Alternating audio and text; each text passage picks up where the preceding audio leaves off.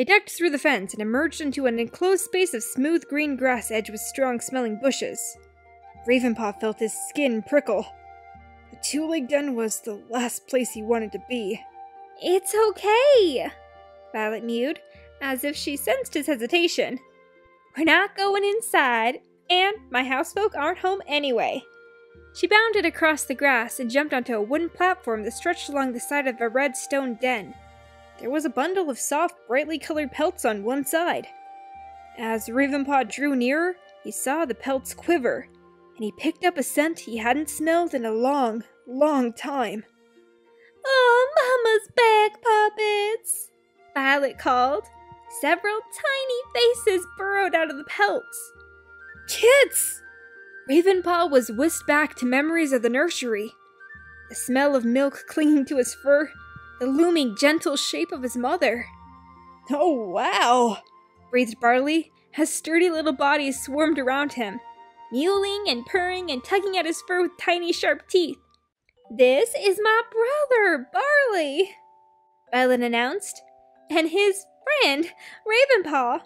Be gentle, Bella," she pleaded as a pale orange she-cat reached up and fastened her claws into Ravenpaw's ear. Ravenpaw used his front paw to pry her off, and he placed her back on the ground. Huge green eyes stared up at him curiously. She looks just like Firestar. "Do you and Barley have kids?" she mewed. No," Ravenpaw answered. She tipped her head to one side. "Where do you live? What do your housefolk like? Why haven't you come to see us before?" "So many questions," chided Violet, sweeping her tail around her daughter. "Ravenpaw, this is Bella.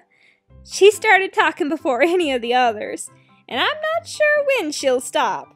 Her voice was warm and full of love as she gazed down at the little orange cat. Ravenpaw felt something tugging at his tail. A tabby gray tom clutched the tip between his paws and grappled with it. Ravenpaw flicked his tail and the kit rolled away. He almost fell off the wooden platform, and Violet had to leap to stop him.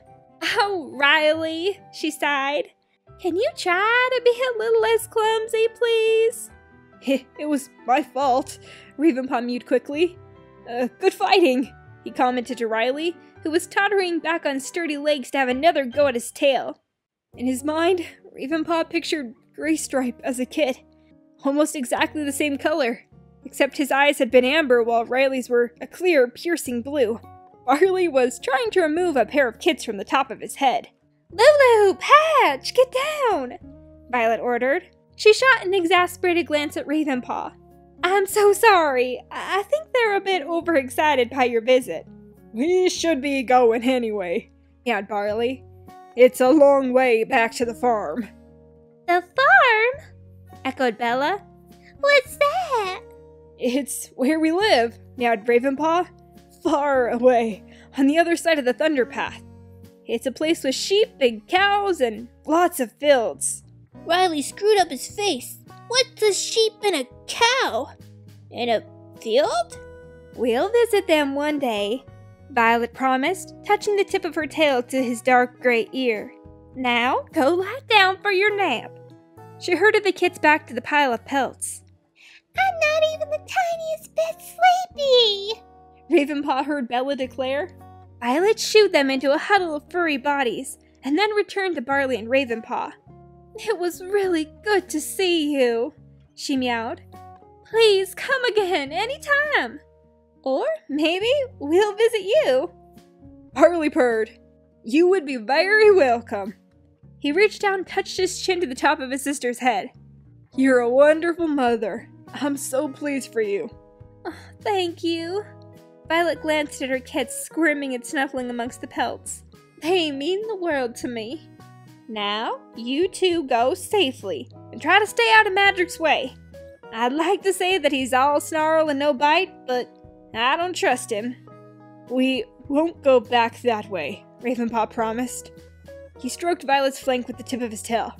"Goodbye, and don't let those kids wear you out." Then he turned to Barley. His paws ached with tiredness, and his belly was still sore. But the thought of returning to the barn gave him energy. We've had enough adventures for a lifetime today. Let's go home.